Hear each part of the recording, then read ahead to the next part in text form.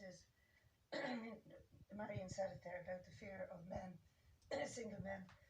Excuse me. And take your time with the water. We all know the narrative is they're unvetted, they're a threat to women and children, and this was spread by far-right fascist supporters, very clearly spread on social media outlets, and has been picked up and swallowed lock, stock and barrel. Now, funny enough, I walked past a building site in Ballyfermot the other day.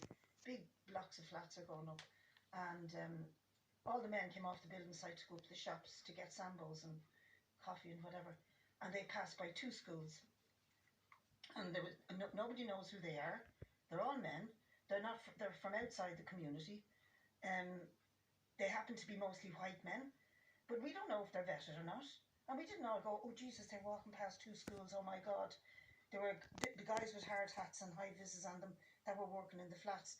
So I think it behoves politicians, every single one of us, to challenge this narrative about the fear of single brown and black men.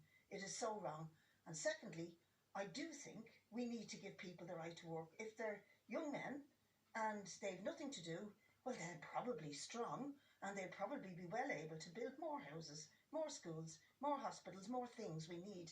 But the reason... Presumably only in the State Housing Agency proposed by people. The State Housing Agency proposed by people.